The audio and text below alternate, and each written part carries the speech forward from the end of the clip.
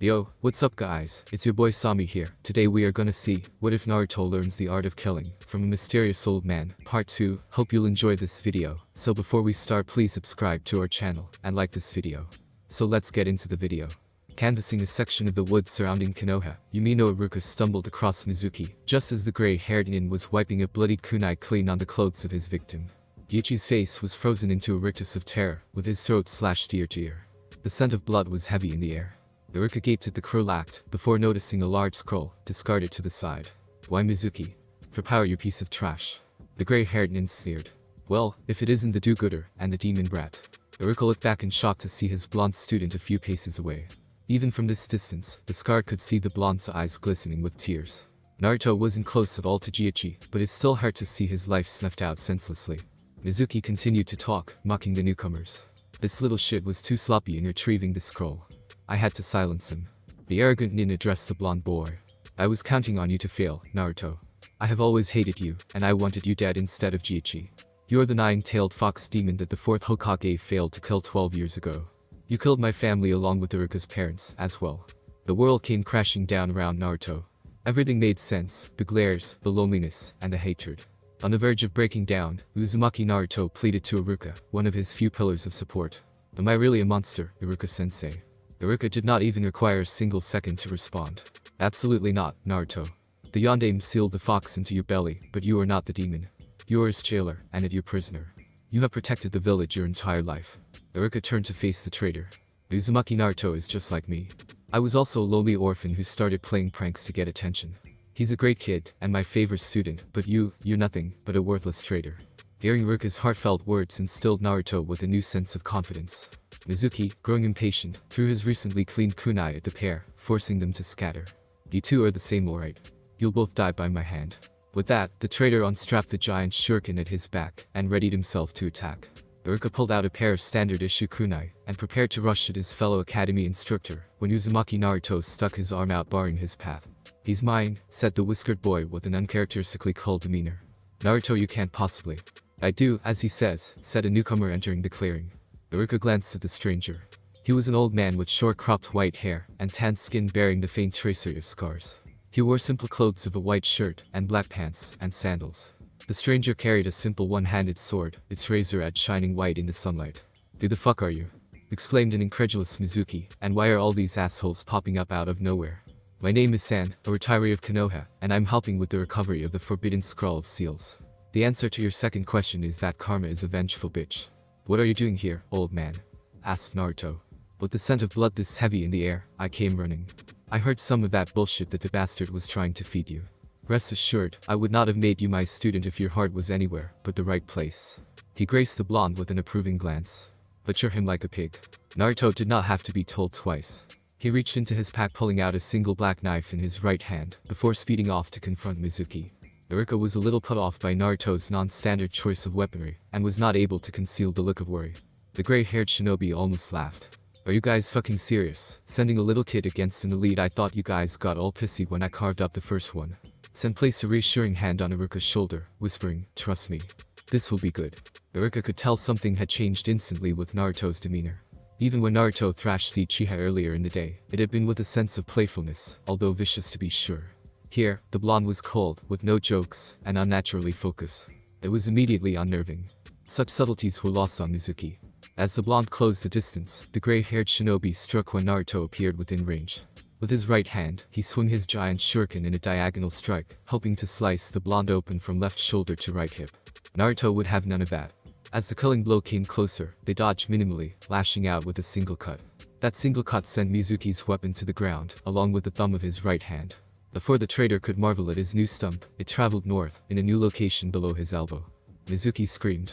Naruto relentlessly continued his attack. His knife slipped between the Chunin's ribs on his right side, puncturing a lung, and making continued screaming a challenge. Still, Mizuki persisted. Then, the blonde boy sank his blade to the hilt in the traitor's abdomen, with such force that Mizuki's back slammed against a tree. Naruto kneed the bottom of his right fist, transferring the energy of the blow directly into the knife held within, and aggravating the already mortal wound. As if that were not enough already, San's apprentice used his right knee again, this time placing it against the top of his fist, and the back of the blade. Uzumaki Naruto dropped his weight like a stone. The black knife tore downward through the abdomen and past Mizuki's groin, finally free of his abused flesh. It was far too late for Iruka to flinch away. Naruto's entire bloodthirsty counter had taken only a few short seconds. Sen interrupted the silence and Mizuki's death throes, addressing Iruka. Take the forbidden scroll of seals back to the Hokage. You are not going to want to watch what happens next. Looking quite pale, he grabbed the stolen item and made his way towards the Hokage's tower after saying his goodbyes to San and Naruto. San looked up, comforting the shell-shocked blonde nin. Naruto, you did well, but there is one last thing you can learn from this dying bastard. The old man dispelled his sword and summoned a small knife. Using his left hand, he carved a triangular symbol on his right palm. Give me your right hand. Naruto nodded dumbly, transferring his knife to his left. Sen carved the exact same symbol into Naruto's hand. You know that technique I used to heal your injuries in training? Yeah, sure. It is not medic nin. It's a technique from my uncle. It's more like a contract. Do you remember how my uncle had to look for alternative ways to become an effective ninja? The young boy nodded. He remembered everything. The technique is actually an invocation to an old god of violence they have up north named Jashin something or other. He's largely forgotten right now, except for some small crazy homicidal cults. Stay away from those crazy fucks, you hear? Okay? The technique's not intended to heal. The invocation to Jashin restores your enemy for the main purpose of committing even more violence against them. It's great for torture and interrogation, and, as my uncle discovered, it works alright in training. The method only works for injuries committed by your own hand, and regenerates only things attached to the body. Your target has also still got to be breathing. Let's hurry up before the pansy craps out on us. Sen pressed his right palm to Naruto's, whispering an ancient prayer. Naruto felt an absolute cold in his palm that swiftly disappeared, leaving skin unblemished. This technique can't be learned or copied. It can only be inherited. Repeat those words to invoke it. Sen gestured towards the shivering body of Mizuki with disdain. This useless shit stain here is a traitor to Konoha and a child killer. It's chakra intensive, but use the prayer as many times as you feel necessary. The Anbu team that eventually arrived was treated to the nightmarish sight of a limbless Mizuki weeping under the careful ministrations of a 12-year-old blonde boy and his elderly teacher. Iruka consulted with the Hokage at the end of a day that had just been bizarre and disturbing. Are you sure that it is a wise idea to put them on the same team? They'll likely end up killing each other. It was a very rare occasion that Yumino Iruka felt the need to question the wisdom of his leader. The third Hokage just smiled in response. Heading back to Konoha proper, Sen observed the disheveled state of his student Uzumaki Naruto and, despite the tragedies and betrayals of the day, couldn't stop himself from laughing. Fucked him. Boy, you look more like a butcher's apprentice, rather than a minty fresh genin, remarked the old man in reference to Naruto's blood-soaked clothing. An active sense of humor was one of the ways Sen kept himself sane, despite an unusually long life on the battlefield. That cleaned up first, and I'll treat you to dinner. You've earned it. Sen was rewarded with an enthusiastic shout, as the promise of free food rarely failed to lift the orphan's spirits. Upon arriving home, Sen handed Naruto the graduation gift that he had promised, a brand new suit of clothing with some orange on it.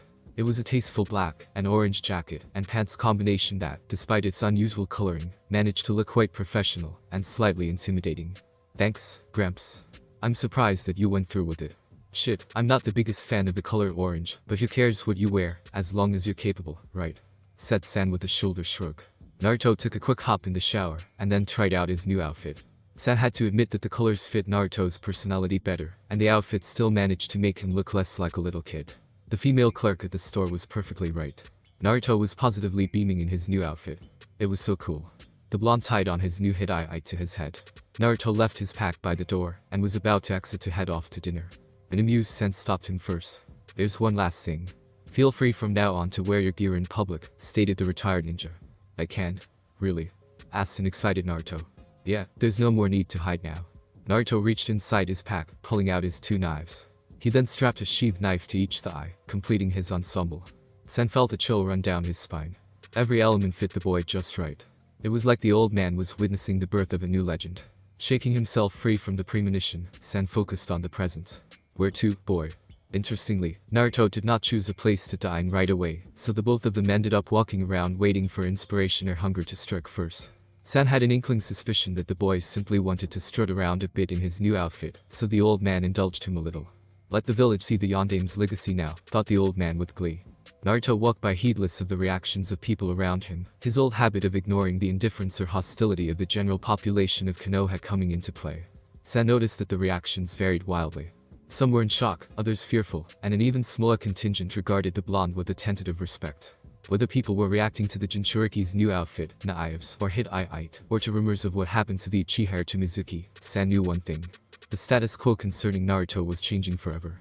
San had heard what occurred at the academy exam from Sarutobi, and was greatly amused. The retiree was considering telling the boy to hurry up and choose a restaurant already, when two kunoichi sauntered up to Naruto. One was unrecognizable in full Anbu gear, and the other was unmistakable in her trademark trench coat and fishnets, Mitarashi Enko. The special bent forward, speaking into his ear, "I heard what you did to that bastard Mizuki. I must say that I approve. See you around." She then tousled his blonde hair playfully, before heading on with her silent friend. Naruto was too busy blushing at the attention to protest her actions. San chuckled at his student's reaction. Despite what he had learned, Naruto in some ways is still a young kid. "Old man, what the hell was that? Don't ask me, boy. Even though I was married, I still don't understand women. Killing an enemy is a whole lot easier. Hell, even killing scores of enemies at the same time is easier." Naruto stared at his teacher, incredulously. "Wait a minute, you have a wife." "Had, as in past tense, a lifetime ago," corrected San. Naruto froze in his tracks. "Sorry for bringing it up, Gramps," mumbled an apologetic blonde. "No apologies needed. We had a good run, but we were just short on time together." San noticed the mood had slightly darkened, and decided to correct things. "I'll tell you a funny story. Remember that prayer to Jashin I taught you earlier today?" "Sure I do. What about it?" asked the boy, more than a little curious. "If not for that damn thing, I wouldn't have met my future wife," replied the older nin with a wink. "How the hell did that happen?" wondered the young blonde out loud. "She was just a normal civilian, a baker, during the Great Shinobi Wars. When war had managed to erupt on Konohagakure's very doorstep, an enemy nin tried to use her as a human shield against me. She was facing death either way, so I stuck. I killed him, and healed her. That's how we met." Uzumaki Naruto let out a low appreciative whistle. "Well, old man, even your romantic stories have blood and guts in them." San chuckled at his student's astute observation. "Sometimes, violence can lead to some very interesting courtships. Maybe one day if you're lucky, some drunk kunoichi I'll take pity on you, and let you store your purple-headed kunai in her fleshy equipment pouch. She might wake up, and then try to kill you, and, before you know it, your children will be attending Shinobi Academy. Life is funny that way." At that very moment, Narashikaku sneezed hard, spilling his cup of sake, and cursing. San took the opportunity to summon a very old and very worn picture frame to his right hand. It contained a wrinkled and faded photograph of a young, cheerful red-headed woman. "Here," said Sen, offering Naruto a look into his past. "She's really, really pretty, Gramps," exclaimed Naruto.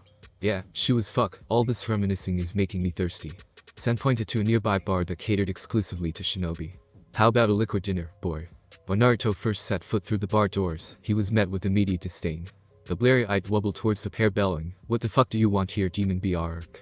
The drunk nin's comments were quickly interrupted by a long line of gleaming steel held by an irate old man. "I suggest you hold your tongue, cocksucker, lest you find it carved out of your mouth," growling at the white-haired nin. Most of the bar patrons of the bar did not recognize San, but gave both newcomers a wide berth and much more respect. It was common knowledge that one does not end up a legitimately mean old man in a shinobi village by being a pushover. Once the short lesson in politeness was over, punctuated by the aforementioned bolting from the bar in soiled pants, San ordered some sake and a good deal of takoyaki for himself and Naruto. "Naruto, now that you've started to use my teachings for real, it's time to deal with some of the limitations of what you've been taught." "What do you mean by limitations, old man?" asked the whiskered boy in surprise. "Not everything can be killed so simply with knives, swords, or even chakra strikes. Some enemies can't be cut so easily. Gramps, I've seen you move. I challenge you to name one enemy that you couldn't mop the floor with," joked Naruto.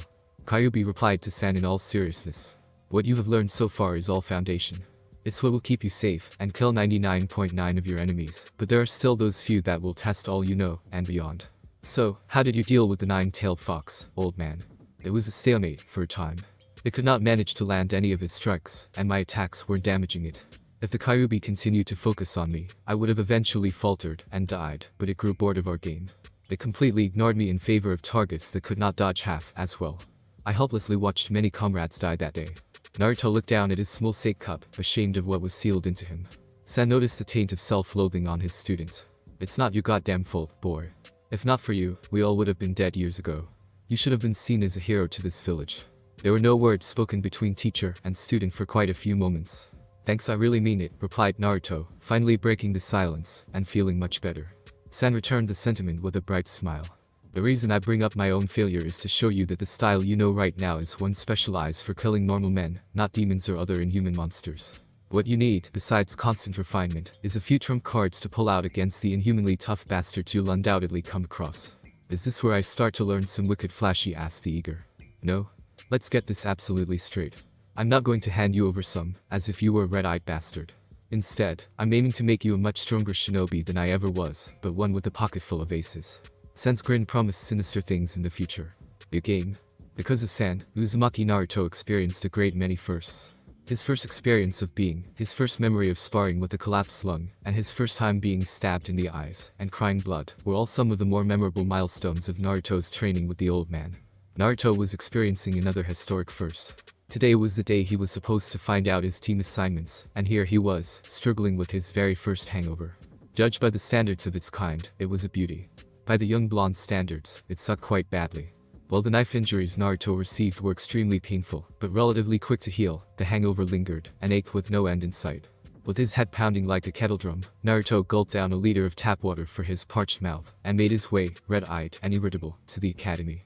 Entering the sparsely populated classroom wearing his new black and orange outfit, a graduation gift from San, and his knives, Naruto caught a striking figure. With his actions from the previous day, as well, the blonde boy was a major topic of discussion among his peers. Yamanaka Ino walked up to the boy intent on saying something disparaging, as a result of his treatment of Uchiha Sasuke in the final exam. Naruto shot her such a witheringly dismissive glare that she, quite wisely, clamped up immediately. Perhaps her family's latent psychic gifts had given her a premonition of a severe ass-kicking in her immediate future. Nevertheless, she walked away spooked, but perfectly intact. Unlike the blonde girl, the pink-haired Haruno Sakura was not as easily cowed, and went to give the blonde a piece of her mind for humiliating her crush publicly. She paid no heed to his bloodshot eyes or his anxious fingers twitching towards holstered knives. She let loose a righteous tirade from her young mouth, in hopes of impressing the object of her affections. On any other day, Uzumaki Naruto would have stood there, and taken his lumps good-naturedly. Naruto had, at one point in time, a major crush on the studious girl, but training with San had given him a ridiculously low tolerance for bullshit. Over the past year, Naruto found that being treated like trash by someone you liked was bullshit of the highest order. Even so, the young genin still had a bit of a soft spot for the Haruno girl. Nobody likes you, Naruto. You can't compare to Sasuke. You don't even have a Clark. The basic fact that Uzumaki Naruto was not a cheery morning person was seriously compounded by a severe hangover, and the insults heaped upon him from the Haruno girl. Uzumaki Naruto was not going to play nice today. Haruno Sakura was interrupted not just in mid-sentence, but mid-word. She was wholly unprepared, as Naruto smoothly, even lazily, fingers flicked her in the throat, hard. She gagged, and flinched away from him. When Sakura recovered enough to try to make a single protest, he flicked her throat even more viciously, leaving her coughing painful, and teary-eyed. She managed to regain her composure, and tried to glare at him, but he had already walked past her, blissfully ignoring her, as he made his way to his seat, as if she didn't matter. Sakura's pride almost stung more than her throat did. Clearly, Uzumaki Naruto was in a rare mood today, and not one to be fucked with. Unfortunately, his Jounin sensei-to-be did not get that memo. Had Kakashi made his way to meet his new genin team for the first, and probably last time. Beforehand, he and the other instructors had been given some basic reports about the capabilities of their prospective students. As is common much of the time with paperwork, the reports given to Kakashi were woefully out of date. As one more interested in the contents of his favorite book series, rather than in the latest gossip of Konoha, he had absolutely no clue about the incidents that occurred the other day. He was expecting an Uchiha headcase, a bookworm, and a class clown of dubious ability. The one-eyed nin was also expecting to fail them easily. Any experienced ninja, including Kakashi himself, could tell you that expectations can kill. Had this been any kind of mission outside of the village, the experience would have double, and even triple-checked his information sources, but the expectations of failing another genin team blunted his normally sharp senses. Kakashi arrived to meet his team over 2 hours late. They had pushed open the slightly ajar door to the classroom, and narrowly avoided a brick that had been balancing between the door and doorframe. Kakashi faced his students, a sullen Uchiha, a pink-haired Kunoichi, and a sorely disappointed blonde. They looked hungry and irate. The tired blonde looked particularly angry for some reason. Kakashi tactlessly spoke his mind. "I think I hate you all already." The near miss with the brick sparked Kakashi's ego. He was planning to test them tomorrow, and let them enjoy another day of being genin, but no longer. He would test them now, and get it over, and done with. "Meet me on the roof," the masked ninja spoke before vanishing. Hunger and inexperience made the rest of Team 7 slower to follow Kakashi, yet they still arrived dutifully. With all of them reunited on the roof, Kakashi suggested an obligatory icebreaker. "How about we go round in a circle, and share some information about ourselves, like your name, likes, dislikes, and your goals for the future. You first." The senior shinobi pointed to the pink-haired girl. What about yourself, sensei? Shouldn't you go first? Interrupted the lone female of Team 7. They shrugged carelessly. Whatever. My name is Hada Kakashi. My likes and dislikes are classified, and I don't have a dream for the future. The three genin blinked in surprise at the uninformative introduction. They then pointed to Sasuke, hoping that the dark-haired boy would not want to question his methods and simply get on with it. Uchiha Sasuke. I don't really have a dream, but an ambition to one day revive my clan and to kill a certain man. Figures, thought Kakashi, as he pointed towards the girl. I'm Haruno Sakura. What I like is that she trailed off to gaze at the Uchiha. What I disliked with a frown, Sakura turned to glare at Naruto, who simply flicked a finger towards her, causing her to flinch involuntarily. My dream is to shyly glance towards Sasuke again with a blush. Kakashi held in a sigh. With how obsessed the girl was over the last Uchiha left in Konohagakure, she'd be lucky to be killed in action immediately, instead of captured alive and tortured. It would be best if she failed immediately. The efforts needed to prepare her mentally and physically would break her. They then gestured towards the blonde to start. My name is Uzumaki Naruto. I like ramen and training. What I dislike about Naruto paused to think for a moment. He considered all the things that San had taught him. I hate people who take things for granted. My dream is to become the best ever. Interesting, thought Kakashi. Alright then, meet me at training ground 14 in 10 minutes. With that, the older ninja vanished again. Hada Kakashi reflected on his first impressions of his team. If they didn't pull something spectacular out of their asses, they would fail, and fail horribly. It really wouldn't be entirely their fault anyways. Konoha's relative prosperity and compassionate nature stunted the practical skills and values necessary to thrive on the battlefield. Growing up as a genin during a time of war, Kakashi knew that times had changed drastically. Now, academy students often ignored the practical values of teamwork and harsh training for the popularized conception of ninjas. Kakashi largely failed his prospective students because they focused solely on themselves and were flashy. In his previous experience, as an Anbu commander, he knew that these types of ninja were a pain in the ass to deal with and, much of the time, a liability during missions. The trio of genin arrived at the training ground. Kakashi stared at the recent academy graduates, noticing some hints of nervousness and anticipation. You have one more test to complete before you officially become genin. The failure rate of this test is 66. If you fail, you get sent back to the academy. What the hell? Aren't we genin already? Exclaimed an annoyed Naruto, voicing his teammates' frustrations outright. Kakashi sighed out loud. The academy exams only test for those with the potential to become genin. Of the 27 academy graduates, only about 9 will become genin. This is the final cut. He pulled out 2 small bells from the equipment pouch on his hip. The test is simple. Whoever gets a bell from me graduates, but there are 2 bells, and 3 of you. At best, one of you will still fail, and get sent back to the academy. We're genin. How are we supposed to face down? Asked Haruno Sakura nervously. Kakashi smirked through his mask. That's not my problem. I only have one bit of advice for you all. Come at me with everything you've got. Weapons, dirty tricks, or whatever. You'll need every last bit. Are you fucking serious? Asked Naruto, disbelieving, almost quivering with anticipation. Mistaking the blonde's incredulity for fear, Kakashi calmly stated, come at me with intent to kill, otherwise you'll fail. Prepare yourselves. With that, Kakashi stepped a few paces backwards facing his new team. Begin.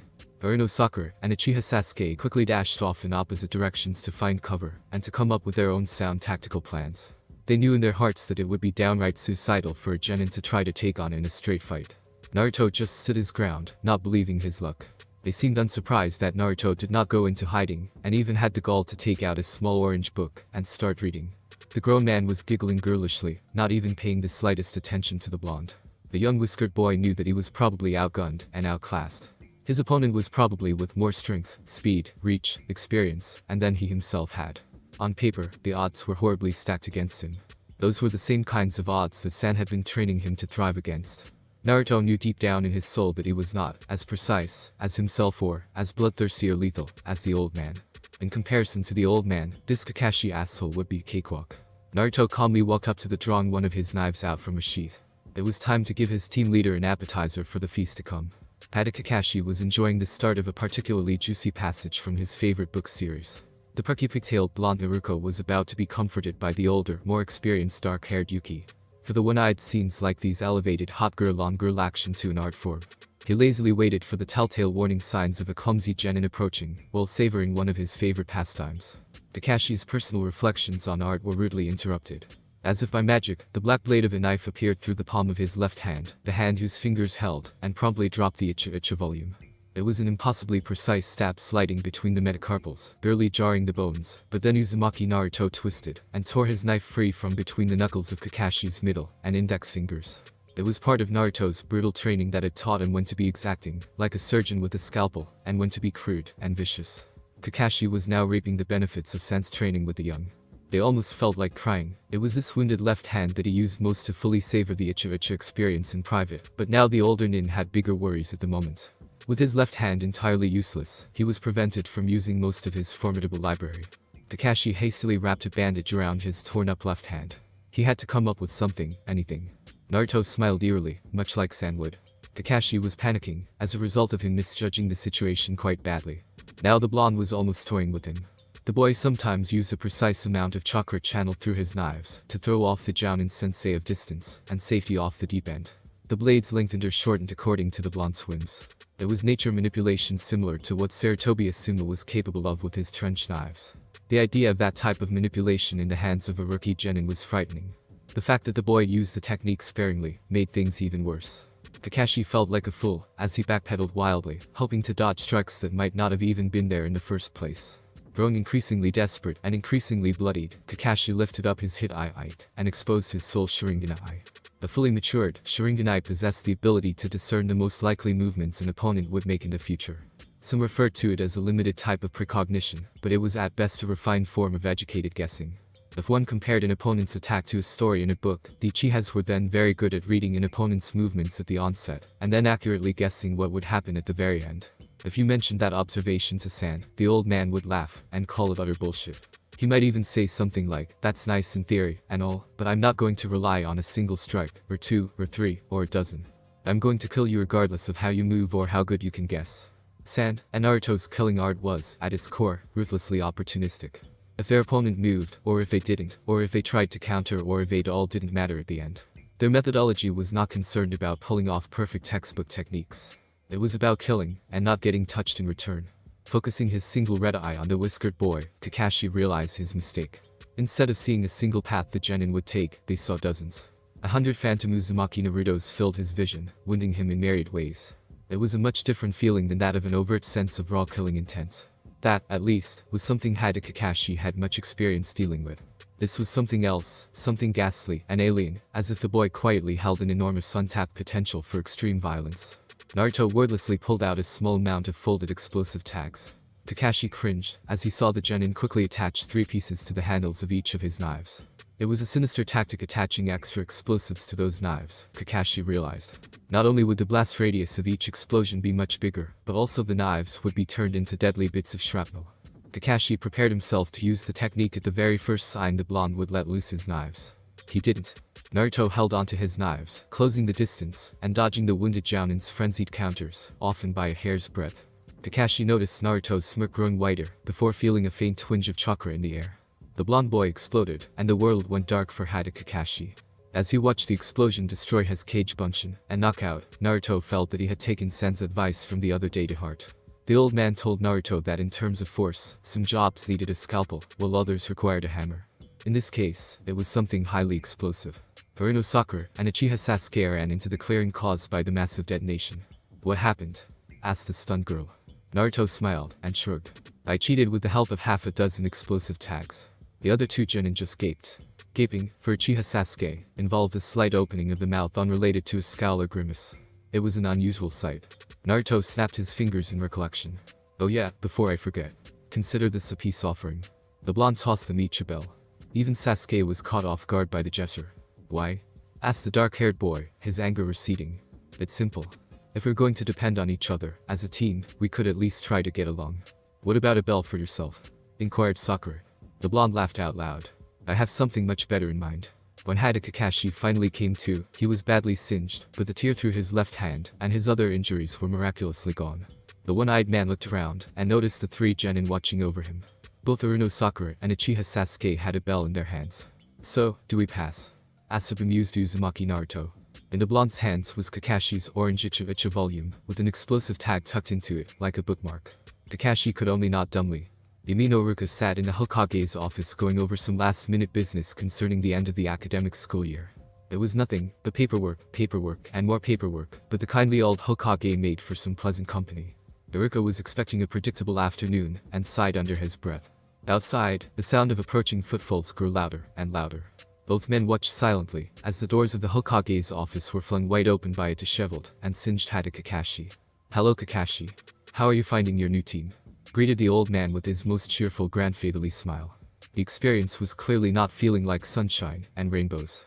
"With all due respect Hokage-sama, but just what the hell has Uzumaki Naruto been learning?" The leader of the village hidden in the leaves had a perfectly innocent, me. Look, that might have been passable if he had only been 60 or so years younger. Kakashi was terminally unfazed. Seeing that his opening stratagem did not work, the famed tactician then quickly adopted a thinking posture, rubbing his aged chin. "I seem to recall that young Naruto has been training in the mornings with a retired shinobi." "Which retired shinobi, Hokage-sama?"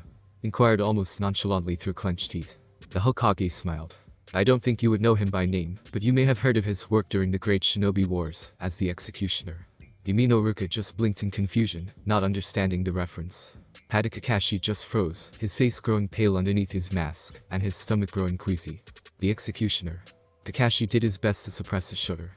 Some names and deeds were never glamorized in the annals of Konohagakure's official history, and never will be.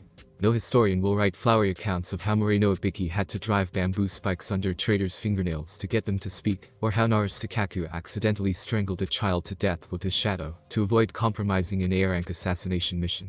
Only some Anbu members and other people in the hierarchy of Konoha were privy to the unvarnished truth. Nowadays, Konoha possessed a reputation for being soft-hearted, but that was not always the case. Once upon a time, Konohagakure was another little peasant village. The Leaf Village's reputation, as a major shinobi power, was built upon the blood of its enemies and patriots. Before the advent of the modern organization of Anbu, Konohagakure relied on individual shinobi for Black Ops missions. Back then, a single capable nin was burdened with the work of what entire Anbu teams were given nowadays. For all their relatively small numbers, these proto-Anbu made up for with skill and viciousness. In all the references Kakashi heard of relating to this elite group, one dominant figure was mentioned in hushed tones with nothing but the highest respect, as the meanest motherfucker of them all. The Executioner. An uncharacteristically disturbed Pada Kakashi leveled an accusing finger at the leader of his village, stating, "You are a bad man." The one-eyed nin then leveled a finger at Yumino Ruka, as well, remarking, "And you're the friend of a bad man." Iruka just looked bewildered, as he watched to quickly make his exit. The Sandame had the decency to not chuckle. "Does that mean that Team 7 passes, Hokage-sama?" Yumino Ruka took Sandame's laughter as an affirmative. Pada Kakashi reflected on his first meeting with Team 7, and on every cut and every bruise. Being a pragmatist, Kakashi knew it was all his fault. It was his encounter to lose or win. If he had only taken them seriously from the beginning, things could have gone much more smoothly. Being blindsided by a genin who was technically dead last at the academy, if only Uchiha Obito could see him now. The happy-go-lucky Uchiha would have had a field day. Hell, it would have been a freaking dream come true for Obito. Now, because of his own arrogance and ignorance, the sole survivor of Team Minato had a genuine team of his own to deal with. Fuck.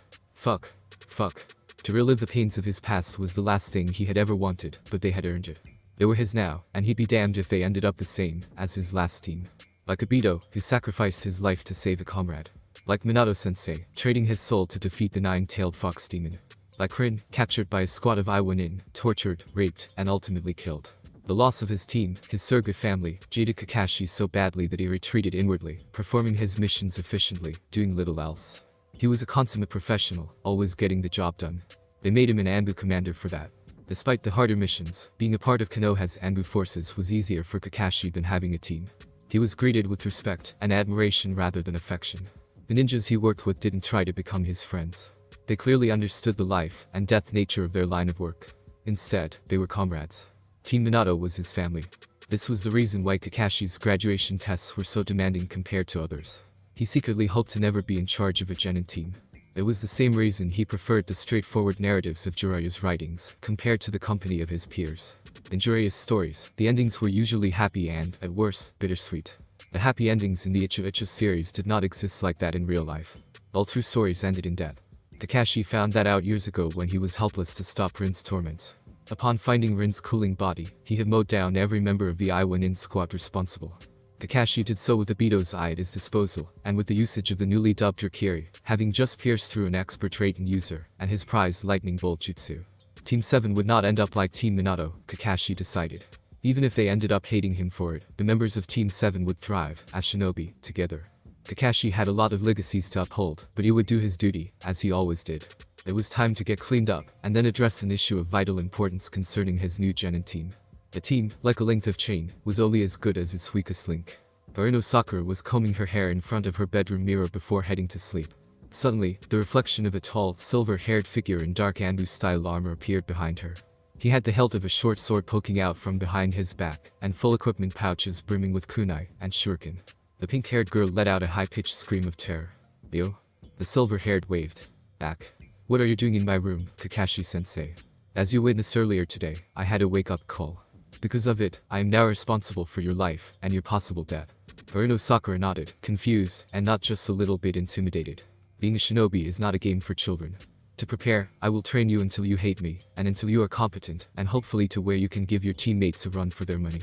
I'll expect the best from you, because, as an active duty kunoichi in a prospective heavy assault team, you cannot afford anything less. In battle, if you take your new role and responsibilities lightly, you will be killed instantly, and at worst you will be captured alive, and tormented in ways that most male shinobi will never experience. Sakura shuddered in revulsion at the thought. Kakashi tossed her a small parcel. "What is this?" wondered the young girl out loud. He smiled through his face mask. "Those are mercy capsules. You could swallow one whole, and it will pass through your system, but biting down on one will kill you quickly and painlessly. Some nin carry them around in their mouths on missions to avoid being captured alive. Also, in a pinch, you could break up the capsules and use the same poison against your enemies." In an instant, Kakashi turned deadly serious. "Take your training seriously, or get used to the idea of biting down on a capsule to avoid a fate worse than death." "Alright." Sakura, frightened and numb, merely nodded. Kakashi tousled her hair playfully. "I used to be an Anbu commander, so I'll train you guys in the tricks of the trade. I'll focus on you especially, because I hope it'll never come to that." With a small wave, they vanished. Sakura stared in shock at the small package in her hands. Thus what kind of team did she end up on where Jounin-sensei gives suicide pills to his subordinates, as a friendly gesture? Sleep did not come easily for Uzumaki Naruto. In fact, it was excruciating. He had been fighting for hours, but it may as well have been days or weeks, as faceless shades descended upon him in his sleep. Sometimes they bore various weapons, and sometimes brutal techniques. At times, they attacked him one-on-one or en masse with vicious teamwork. The only things that were constant were that they were utterly relentless, and utterly skilled, and they always won in the end. How well he dodged or struck did not matter. No matter how many he killed, he would eventually falter, and be killed in return. Impaled, burned, throat cut, and gasping for life, Naruto could not rest, as he found himself whole again, and beset by mysterious enemies. Every time the shadows overwhelmed him, Naruto felt an irrational desire to rage against fate with every dying breath. This frenzied instinct for survival grew more intense with each successive defeat, and against increasingly bleak odds. Even if a brutal death was his inevitable future, Uzumaki Naruto would not be broken. Even if the effort was ultimately futile, he would fight tooth and nail. After what seemed like an eternity, Naruto woke up sweat-drenched and exhausted, curled up on Sen's couch. Relating his dream vividly to Sen, the old man simply smiled a knowing smile, and nodded in approval. "Naruto, sometimes a person chooses an art, and sometimes an art chooses its practitioner. Your dream suggests the latter. You know what this means, boy."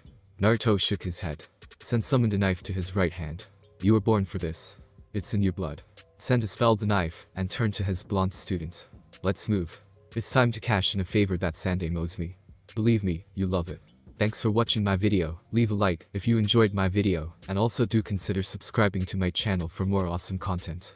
See you next time. Till then, sayonara.